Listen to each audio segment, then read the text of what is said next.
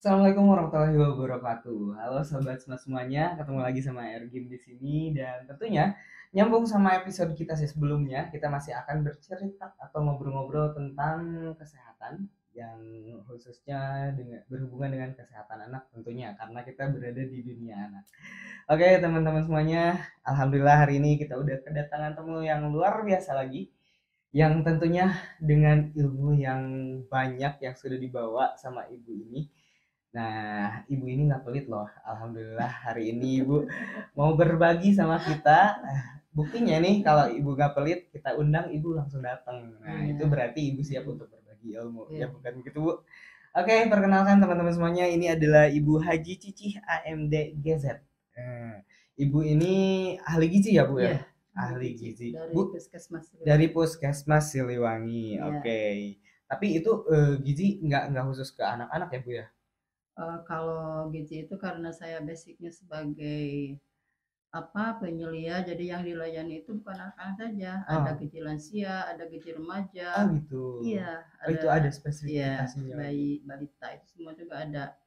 Kan kalau misalkan gizi itu kan kalau dirawat inap mungkin pada diet, Iya. diet itu. Heeh, heeh. Asumsinya langsung misalkan yang punya penyakit diabetes, yang darah tinggi, itu yang misalkan yang berat badannya tidak naik-naik, ya itu kan mungkin dikasih dietnya TKTP, tinggi kalori, Mhm, tinggi protein. mhm. Karena kami di sini di Puskesmas Siliwangi tidak ada rawat inap, mungkin yang saya urus cuman SD, DTK, bayi, balita, lansia, remaja, Gitu. ibu hamil, ibu nifas, itu semua. Kalau untuk gizi sendiri Bu, biasanya diharuskan untuk ada pemeriksaan khusus melalui melalui lab gitu atau bisa kelihatan langsung dari fisik? Bisa kelihatan dari fisik. Oh ya. Dari berat badan juga. Oh Kalau gitu. sekarang kan lagi booming-boomingnya masalah stunting. Nah itu dia. Ya, Iya. kalau stunting memang yang sangat diutamakan sekarang sesuai dengan program Bapak Bupati. Iya. Yang tiga itu yang diprioritaskan itu yang pertama itu menurunkan angka kematian balita. Yang kedua angka kematian ibu. Yang ketiga itu penurunan stunting. Hmm, Karena di stunting di Kabupaten Garut itu mencapai 35,2%. 35,2. Iya, Itu dengan besar, ada tinggi iya, banget ya, Bu? iya tinggi banget. Makanya di bulan Juni ini sekarang ada bulan BPS, jadi bulan pencarian stunting. Hmm, Apakah yang 35,2% itu benar enggak gitu? hmm. Sebab waktu pelaksanaan bulan penimbangan balita bulan Februari itu cuma 7% hasilnya. Oh. Jadi kesenjangannya sangat jauh sekali. Nah, itu Makanya data 32% itu dapatnya dari mana, Bu, itu sebenarnya? hasil Riskesdas. Riskesdas itu? Iya, survei. Oh, survei. Iya, kalau Iya. survei kan beda lagi kebijakannya, mungkin Hmm. penghitungannya juga beda. Kalau Oh. misalkan cuman diambil sampel kali atau bagaimana gitu, tapi Hmm. kalau misalkan kalau bulan penimbangan balita yang dilaksanakan setiap misalkan bulan Februari dan Agustus, karena sekarang ini sudah harus langsung online ya dengan EPPGBM, elektronik pencatatan pelaporan berbasis masyarakat. Jadi semua online itu dari mulai nama balita, nik, Hmm. orang tua, tanggal lahirnya, berat badan waktu lahirnya, terus sampai berat badan sekarang yang diketemukan itu apa statusnya gitu. Kalau untuk Hmm. balita, karena ini memang kalau stunting biasanya yang stunting itu yang diurus itu yang pertama itu balita. Hmm. Jadi balita itu yang dikhususkan itu 0 sampai 23 bulan. Kalau anak sudah stunting misalkan 23 atau 2 tahun lebih ke atas, itu misalkan sudah stunting itu kan memang kalau tinggi badannya itu susah sekali naiknya. Hmm. Beda dengan bayi. Nah, kalau misalkan susah sekali karena di tingkat stunting itu memang ada stunting gizi kurang, ada stunting gizi buruk, ada stunting gizi baik. Oh, stunting itu ada Iya, klasifikasinya ada, lagi? ada Hmm. gitu. Ada stunting sama stunted. Apa itu bedanya, Bu? Kalau stunting itu gagal tumbuh. Hmm. Penyebabnya banyak sekali itu kalau stunting itu penyebabnya. Misalkan pola asuh, Wah, so. ya. Terus alasan ekonomi, misalkan daya belinya Hmm. kurang, Hmm. otomatis dia tidak bisa misalkan membeli makanan, misalkan 4 sehat 5 sempurna kalau dulu. Kalau sekarang Hmm. mah triguna makanan.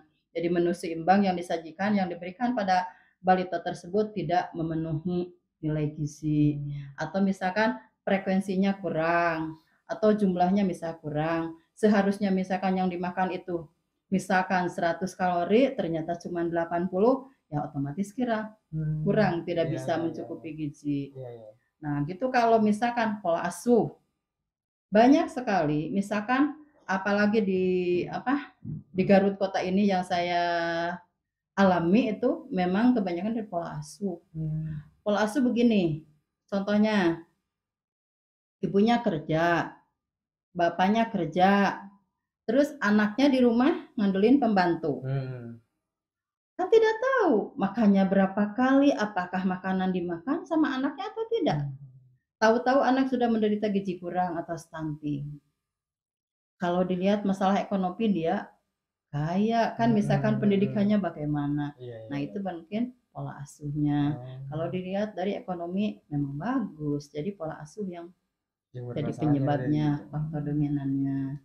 Gitu. Terus ada yang lingkungan juga, karena di dalam stunting itu ada dua, untuk penanggulangannya itu ada dua, yang spesifik dan sensitif. Kalau yang spesifik yaitu yang mulai dari 1000 hari pertama kali kehidupan.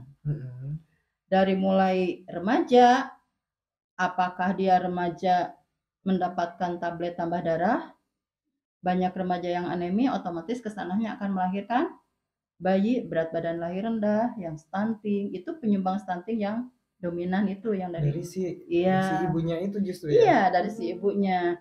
Ya, kalau kenapa sekarang remaja putri itu khususnya dianjurkan memakan tablet tambah darah. Kalau remaja putri itu dosisnya memang tidak sama dengan ibu hamil. Kalau ibu hamil tiap hari makan 1 tablet. Kalau remaja itu 1 minggu 1 tablet makannya. Kenapa cuma remaja yang dikasihnya, remaja putri aja? Kok laki-lakinya tidak dikasih? Karena kalau remaja putri itu dia akan hamil, melahirkan, terus akan menyusui. Itu mungkin faktor-faktornya. Kalau remajanya sehat, tidak anemi, kalau yang anemi itu biasanya diperiksa HB. Kalau darahnya kurang dari 11, HB-nya kurang dari 11 gram, cuma 5 atau 6 atau 7 itu masih kurang ya. Terus otomatis dia akan, ketika dia hamil, pasti akan mengalami kekurangan gizi yang disebut KEK itu ya, kekurangan energi kronis. Kalau misalkan udah melahirkan dia anaknya PBLR kurang dari 2500 gram, terus panjangnya kurang dari 48 cm, otomatis itu anak dari lahir sudah stunting. Sudah bisa dipastikan seperti ya, itu? Sudah. Karena kenapa? Misalkan stunting itu yang pendek belum tentu stunting. Oh iya? Iya. Itu cara membedakannya seperti apa Bu? Kalau misalkan, kalau di balita itu anak 3 tahun dan 5 tahun. Anak 5 tahun sama tinggi badannya dengan yang umur 3 tahun. Jadi anak 5 tahun itu menderita stunting. Tapi itu kalau menemukan kasus seperti itu udah bisa dipastikan? Iya, kalau misalnya stunting. Itu udah stunting karena kan dilihat dari buku panduannya memang berbeda antara 1 cm sampai 2 cm juga bisa stunting gitu. Begitu. Iya. Tapi kalau misalkan yang stunting karena dia misalkan baru dilihat dari, kalau stunting itu kan tinggi badan yang dilihatnya. Kalau untuk anak usia 12 sampai 59 bulan, misalkan kalau yang panjang badan itu kalau yang bayi 0 sampai 23 bulan itu panjang badan. Jadi diukurnya terlentang. Kalau anak yang dari 2 tahun sampai 5 tahun kurang 1 bulan itu diukurnya berdiri. Nah, itu. Kenapa dia bisa dikatakan stunting? Kalau stunting itu tinggi badan tidak sesuai dengan umur. Iya. Nah, Bu, misalnya kalau ada nih si ibu itu menemukan anaknya, nih kok anak saya udah umur 5 tahun tapi tingginya nggak sama kayak teman-teman seusianya misalnya. Terus bisa udah berarti kemungkinan besar itu anak stunting. Nah, setelah ada seperti itu, apa sih yang harus dilakukan oleh orang tua tersebut? Mungkin dia setelah ketahuan, kalau dilihat dari standar bahwa anak itu stunting, mungkin dia tetap supaya dipertahankan intervensinya yang paling tepat untuk anak apabila sudah menderita stunting itu, intinya juga jangan jatuh ke gizi kurang. Yang stunted itu ya. Kalau stunted itu ya gizi kurang, gizi buruk. Ya. Jadi kalau memberi KIE, komunikasi informasi jadi perorangan gini. Kok anak ibu ini hasil timbangannya memang bagus Bu, tapi kalau tinggi badannya agak kurang dikit gitu, misalkan. Jangan dikatain stunting, itu tidak mau ada yang tidak terima kalau dikatain stunting ya. Bu, ini anak jangan sampai jatuh ke gizi buruk, ke gizi kurang ya, kurang nanti berat badannya misalkan, atau ke gizi buruk. Ya udah stunting, ya dia gizi kurang, ya dia gizi buruk. Jadi stunting, stunted. Jadi stunting, stunted. Kalau misalkan stunting, gagal tumbuh. Kalau stunted, stunting ya stunting, dia pendek atau sangat pendek, ditambah lagi gizi buruk sama gizi kurang. Itu yang dinamakan stunted. Jadi kalau stunted mah bisa cebol, bisa IQ-nya kurang. Itu stunted. Iya, stunting. Kalau stunting mah dilihat dari tinggi badan pertumbuhannya aja, itu. Pertumbuhan. Kalau stunting sama gizi buruk sendiri itu bedanya apa sih? Sama aja? Iya, kalau misalkan kalau yang gizi buruk, kalau stunting itu tinggi badan atau panjang badan menurut umur. Kalau yang gizi buruk itu berat badan dibandingkan dengan tinggi badan. Apakah dia menderita gizi buruk atau gizi kurang? Iya. Karena dia udah ada panduan-panduannya gitu. Iya. Oke. Ternyata stunting itu sebenarnya udah ada dari dulu ya Bu ya? Iya, ada. Cuman istilah stuntingnya sendiri baru kita kenal sekarang. Ya. Kalau dulu mah mungkin kita sebutnya apa ya? Orang-orang yang kecil itu kita nyebutnya apa ya? Kalau di Sunda tuh kayak kalau pendek gitu kan, kayak gitu. Kalau itu tuh sebenarnya stunting itu tuh ya. Tiklot. Oh iya, nah Gotik tapi kolot. Nah gitu, tiklot. Jadi Gotik tapi dan kolot ya. Kalau dulu mungkin nggak ini ya, nggak ada penanganan khusus. Jadi ya itu mah nasi baja gitu kan kalau dulu. Kalau sekarang mungkin karena udah ditemukan ilmunya, jadi ada penanganan khusus. Nah gitu. Untuk dan saya lihat sendiri juga dari pemerintah juga ada perhatian khusus ya untuk stunting ini. Seperti yang tadi dikatakan Ibu juga untuk bulan-bulan ini lagi gencar-gencarnya di Kota Garut ya Bu. BPS bulan pencarian stunting. Bulan pencarian stunting itu di bulan sekarang, bulan Juni. Untuk selanjutnya apa lagi nih Bu? Sesudah ini mungkin intervensinya seperti mungkin validasi ke lapangan karena ini memang sudah dilaksanakan oleh Nakes. Mungkin nanti lihat karena penyebab stunting itu bukan hanya faktor makan, pola asuh, alasan ekonomi. Jadi lingkungan juga sangat menentukan. Kalau misalkan lingkungan kumuh, dilihat dari sumber airnya itu dari mana. Gitu. Kalau misalkan di rumahnya apakah dia punya jamban sehat atau tidak. Itu lingkungan seperti itu mempengaruhi juga. Sama mempengaruhi. Karena apa? Kecacingan itu biasa. Oh iya. Misalkan anak bermain tanah, terus ada telur cacing kemakan. Bisa jadi berpengaruh nantinya ke gizinya gitu ya. Makanya itu. Jadi penyebab stunting itu bukan hanya makanan saja, pola asuh, misalkan pendidikan atau misalkan alasan, tapi lingkungan juga kan ada sensitif dan spesifik. Kalau misalnya spesifik orang kesehatan itu dari mulai sejak hamil ditentukan hamil sampai dengan melahirkan IMD-nya apakah dikasihkan atau ASI eksklusifnya, terus MPASI-nya apakah benar diberikan atau tidak, itu bagian kesehatan. Kalau yang sensitif bagian lintas sektor. PUPR, apakah dia enggak, kalau misalkan tidak ada MCK, sumber airnya dari mana, terus yang dipakai itu biasa di lingkungan itu airnya dari mana, dari susukan apakah dari mana, ya itu bisa menentukan. Berarti itu bisa nanti menimbulkan penanganannya kita dari pemerintah, mungkin dari pemerintah sendiri khususnya untuk jika menemukan lingkungan yang seperti itu mungkin diedukasi mungkin ya. Atau mungkin ada langsung bantuan khusus untuk tidak mungkin itu. Dia karena ini mungkin karena kami juga telah merasakannya bagaimana kalau misalkan melihat lingkungan yang gitu tapi dia itu mengajukan proposal dulu, lapor dulu dari RT, mungkin dari RW, dari lurah, baru kecamatan, apakah misalkan ada dananya atau tidak. Kecuali kalau yang urgen langsung dilaksanakan. Kalau misalkan yang tidak urgen misalkan te priyogi-priyogitingnya tidak membutuhkan penting mungkin agak diabaikan gitu Oh. makanya. Karena kalau dilihat di lingkungan di kota, rumah Pak. Sedap-sedapnya Bu. Iya. Ini dari Udah sempit mana banget tuh. airnya? Iya iya benar. Kadang-kadang PDAM Bu, ini menggunakan sumur. Ini kan otomatis kami sebagai tenaga pelaksana gizi Puskesmas Siliwangi bersama tim setelah menemukan stunting, gizi buruk dan gizi kurang langsung turun ke lapangan. Jadi dilihat penyebabnya, faktor dominannya itu dari mana?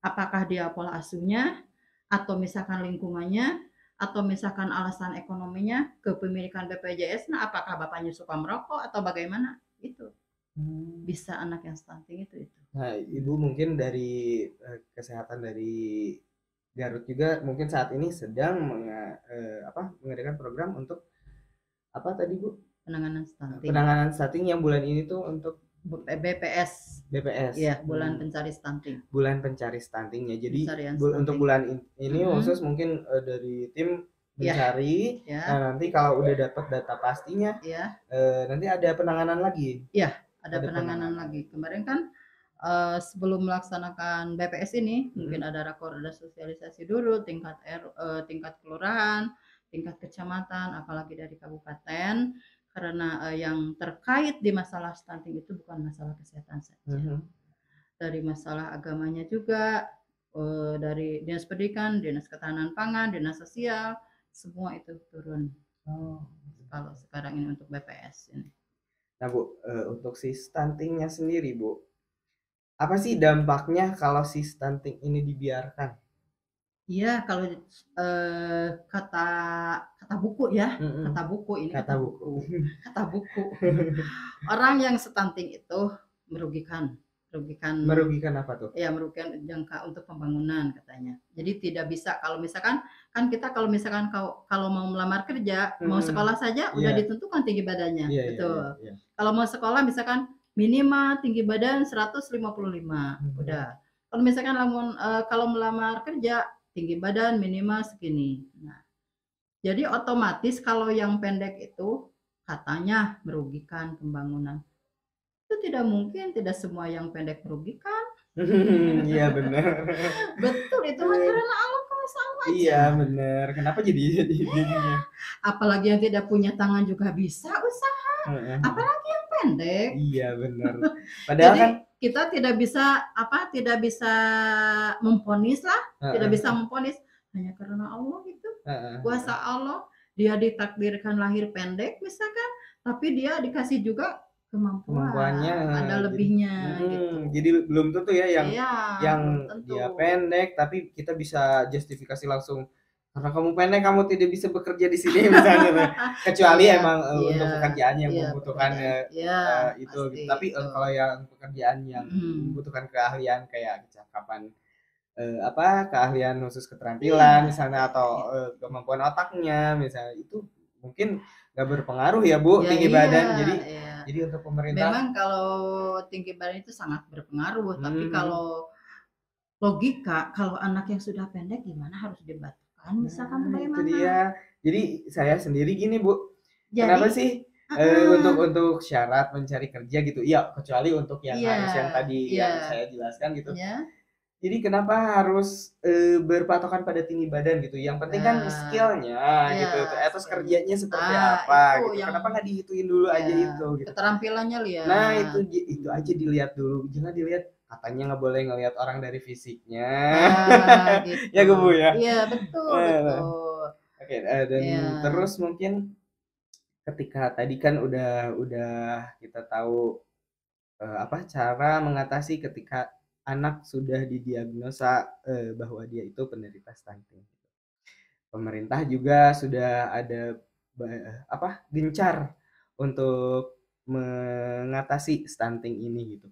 Tapi kan ya namanya mungkin kan kata Ibu juga tadi faktor-faktor stunting itu ada dari lingkungan, dari pola asuh gitu. Nah, ekonomi. Yang namanya ekonomi kan kita juga semuanya pasti berusaha untuk bisa memenuhi kebutuhan yang terbaik untuk anak-anaknya gitu ya. Tapi kalau misalnya si kemampuannya sebatas itu aja, Kemudian dia juga kan nggak ada yang mau anaknya stunting misalnya Iya, gitu.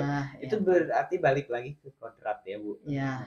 Nah, kenapa sih lagi-lagi dalam hal ini saya ngelihat kayaknya pemerintah tadi merasa kalau dampak stunting ini akan berpengaruh buruk pada pembangunan Iya, gitu. iya, Nah, sedangkan kita itu sendiri sebenarnya sih kita kan siapa yang mau seperti itu gitu loh ya Bu. iya. Jadi eh menurut Ibu sendiri itu diskriminatif nggak sih? Karena mungkin lebih si stunting itu lebih ke kodrat gitu atau ya itu udah apa?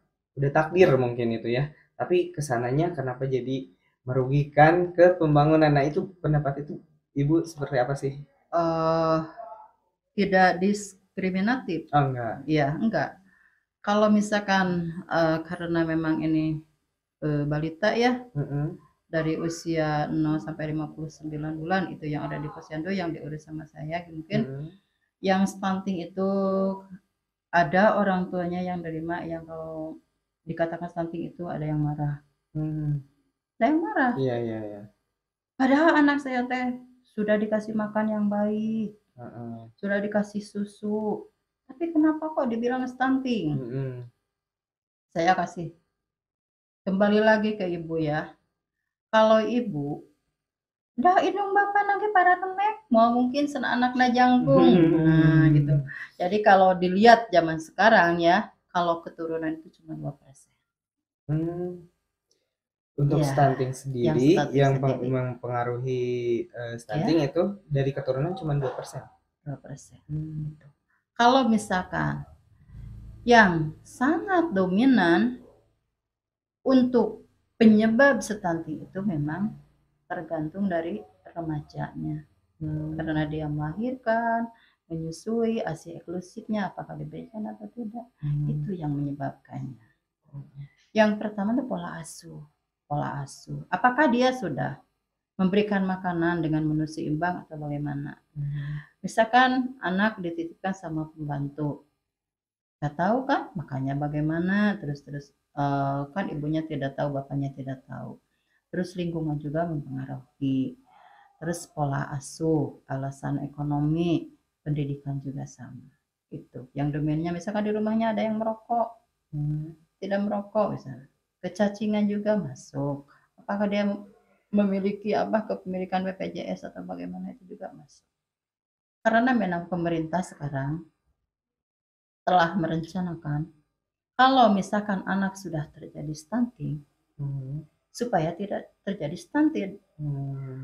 Stunted itu misalkan gizi kurang atau gizi buruk. Jadi kalau misalkan anak yang sudah stunting, diusahakan intervensinya mungkin yang pertama itu penyuluhan atau pendekatan ke ibunya, terutama ke masyarakatnya, atau sosialisasi lagi. Yang kedua, pemberian makanan tambahan. Baik, karena memang kalau pemberian makanan tambahan yang stunting itu, yang diperlukan sama anak stunting itu supaya gizinya tidak jatuh ke gizi kurang atau gizi buruk, susu itu yang diminum itu 2100 gram. Itu aja kalau misalkan 400 gram itu berapa harian. Jadi pokoknya mah sampai 1 bulan itu mencapai 2100 gram. Itu targetnya Iya, dalam 1 bulan itu iya. harus 2100 gram. Protein yang dibutuhkan karena untuk pertumbuhan itu yang dibutuhkan itu protein hewani, protein nabati itu sampai 150 gram. Iya. Yang dibutuhkan itu yang anak yang stunting, yang gizi kurang, dan yang gizi buruk. Itu mungkin intervensi pemerintah sekarang yang akan dilakukan itu. Yang pertama mungkin sosialisasi atau pendataan ulang, verifikasi lagi ke lapangan, melakukan sosialisasi lagi. Yang keduanya pemberian makanan tambahan. Oh iya. Baik dikasih telur, karena kami kemarin telah gencar-gencarnya ada Germatel ya, gerakan makan telur. Itu yang stunting itu diwajibkan makan telur itu 1 butir 1 hari. Jadi untuk mencegah stunting. Yang stunting makan telur, yang tidak stunting juga harus dikasih karena dia sebagai pencontohan, apalagi dia sebagai penanggulangan.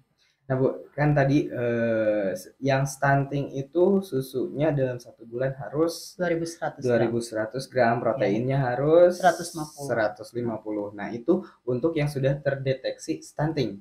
Iya.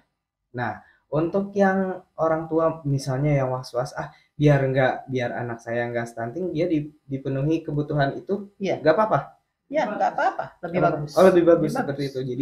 Jadi sahabat smart semuanya, untuk pemenuhan kebutuhan gizi anak untuk susu sendiri tadi 2100 gram untuk Iya, 1 bulan. iya, Dalam 1 bulan, dan proteinnya yang harus dipenuhi adalah 150 gram ya Bu. Iya.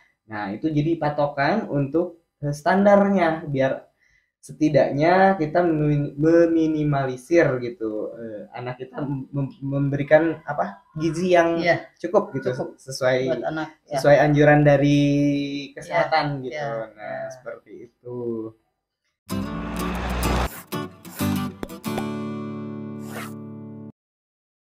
Nah, untuk sebenarnya tadi untuk pencegahannya itu udah beberapa kali Iya, disinggung sama iya, Ibu ya. iya. Mulai dari pola asuhnya, dari pemenuhan gizinya, terus lingkungan yang bersih juga benar-benar berpengaruh untuk itu. Nah, dari Ibu sendiri ada ini nggak Bu? Ada saran-saran atau kiat-kiat khusus gitu, khususnya untuk orang tua yang ada di keluarga besar TKI Tawasil Musada Dia, dan juga umumnya mungkin untuk orang tua yang ada di Indonesia ini gitu Bu, supaya benar-benar program pemerintah ini untuk mengurangi stunting ini bisa sukses gitu. Saran dari Ibu seperti apa Bu? Karena memang stunting ini berkaitan dengan KB ya sekarang. Ada TPK ya, jadi tenaga pendamping keluarga. Jadi kalau misalkan kalau kesehatan itu tugasnya itu penurunan angka stunting. Seperti tadi saya telah dibicarakan bahwa hasil Riskesdas itu 35,2% untuk Kabupaten Garut. Jadi antara kalau bicara data ya memang kesenjangan agak tinggi. Nah, sekarang untuk pencegahannya mungkin ada 4 faktor. Yang pertama itu, supaya tidak timbul angka stunting lagi, mungkin yang paling pertama diketahui itu CATIN, calon pengantin. Apakah calon pengantin itu usianya cukup untuk menikah atau tidak? Justru yang berisiko itu yang belum cukup umur gitu. Iya, kebanyakan itu ya kawin muda. Makanya dari puskesmas itu harus ada sertifikat nikah sehat. Oh, nanti harus itu dulu, harus punya itu dulu. Jadi sebenarnya kalau sekarang itu antara puskesmas dengan KUA itu harus MOU. Jadi tahu yang akan menikah misalkan di bulan Juli ya, ada 4 orang. Yang pertama itu dilihat usianya. Apakah dia sudah mencapai usia untuk pernikahan? Kan kebanyakan yang menimbulkan stunting itu yang pertama itu nikah muda. Pernikahan dini ya. Apalagi misalkan pernikahan uta ya bapak nak, misalkan kecelakaan ya ayah bapak nak tapi hilap di mana. Yang kedua yang harus diperhatikan itu ibu nipas. Ibu yang baru melahirkan. Kalau yang nipas itu dari mulai lahir sampai 42 hari. Yang pertama melahirkan, apakah dia melaksanakan IMD atau tidak? IMD itu inisiasi menyusu dini. Jadi ASI yang pertama keluar, apakah dia diberikan ke bayi atau tidak? Ibu nipas. Terus setelah dia memberikan ASI, IMD itu ada ASI eksklusifnya. Apakah dia sampai 6 bulan atau misalkan berapa bulan dia menghasilkan ASI terus-terusan. Kan di dalam Al-Quran juga sudah dijelaskan haulaini kamilaini. Jadi menyusui anak itu harus sampai 2 tahun. Nah, 2 faktor tadi. Betul. Yang harus diperhatikan supaya tidak timbul angka stunting lagi, khususnya di Kabupaten Garut. baru 2 faktor nih Bu ya, sebelum Ya. lanjut ke faktor yang selanjutnya. Yang tadi untuk yang faktor yang pertama itu usia pernikahannya, bukan usia pernikahan, usia Pernikahan dini. pengantinnya cukup apa Pernikahan dini. enggak. Nah, Ya, itu pernikahan dini. idealnya itu usianya berapa sih Bu untuk yang menikah? Kalau untuk yang menikah yang mapan dari 20 tahun ke atas, 21, 20 22, 23. tahun. Berarti kalau di atas itu nggak ada maksimalnya, nggak ada. Kalau misalkan yang baru 16 tahun sudah menikah, nah itu yang paling dominan itu penyumbang kas stunting. Dua faktor tadi ya udah. Yang pertama itu yang ibu nifas. Iya. Yang ketiga terlalu dekat. Terlalu dekat? Ya, misalkan dari anak ke satu ke anak kedua. Oh, jarak iya, tunji setahun hiji. Nah, sedangkan kan harus 2 tahun menyusui itu. Iya. Dia sudah baru 1 tahun udah punya adik laki. Nah, terus yang keempat, yang penyebab itu bayi balita. Lamun tak aya bayi balita malah yang angka stunting. Oh iya. Betul kan? Iya itu. Jadi saran saya supaya tidak timbul angka stunting lagi, yang pertama itu yang diurus itu dari masalah keluarganya. Apakah dia keluarganya yang pertama itu tidak kawin muda, tidak terlalu dekat, terus tidak terlalu tua juga bisa. Bayi balitanya tidak terlalu dekat itu. Misalkan setahun satu tunji. Itu ada berarti ada 5 faktor barusan. Iya, 5 bisa dimasukin itu terlalu tua juga bisa pas dia hamil. Oke, itu dia saran-saran dari Ibu. Mudah-mudahan sih ya benar-benar angka stunting kita benar-benar bisa ditekan lagi ya Bu. Iya, mudah-mudahan ada lagi istilah stunting di Indonesia nih Bu ya, mudah-mudahan meskipun ya kita berusaha aja mungkin. Nah, untuk yang tadi katanya jadi untuk kedepannya pihak puskesmas sama KUA itu harus ada MOU. Udah berjalan ya? Udah berjalan. Ya. Jadi calon pengantin itu harus setelah dari KUA harus dapat sertifikat yang dari imunisasi nikah itu, nikah sehat. Oh, sertifikat nikah sehat baru boleh bisa ke KUA. Baru bisa melangsungkan pernikahan. Tentunya udah sertifikat juga di apa namanya tuh dikasihkan bukan diridoi apa sih dari orang tuanya tuh direstui ya Allah. Itu yang paling utama, sertifikat yang paling utama kalau mau nikah itu harus direstui dulu ya Bu, baru ke situ gitu loh. Oke, ternyata banyak sekali manfaatnya, banyak sekali ilmunya, luar biasa Masya Allah. Tentang stunting ini dan hubungannya dengan gizi dan pola asuh segala macam, lingkungannya. Ternyata yang tadinya saya pikir stunting itu cuman faktor keturunan loh Bu. Sekirain dari keturunan atau gitu, ternyata banyak sekali faktor yang mempengaruhinya. Baik, terima kasih banyak Ibu. Alhamdulillah. Mudah-mudahan ilmu yang sudah dibagikan menjadi berkah untuk Ibu dan juga berkah buat kita semuanya. Teman-teman semuanya, sahabat semuanya, boleh diambil semua pelajaran-pelajarannya karena banyak banget pelajaran yang kita dapat hari ini. Jangan lupa untuk menyaring lagi informasi, siapa tahu. Nah, karena kita manusia mungkin ada salah-salah kata yang kita maksudkan apa atau yang kita maksudkan apa, tapi yang disampaikan apa. Mohon maaf sekali. Dan mudah-mudahan nanti kita bisa ketemu lagi di lain kesempatan dengan ilmu-ilmu yang lebih berharga lagi, yang lebih berguna lagi tentunya. Dan mudah-mudahan kita semua sehat dan kita doakan juga untuk program-program pemerintah untuk yang sedang gencar di stunting ini bisa berjalan dengan lancar. Mudah-mudahan benar-benar bisa menekan angka stunting di Indonesia. Amin ya Allah. Terima kasih banyak. Wassalamualaikum warahmatullahi wabarakatuh. Waalaikumsalam. Terima kasih.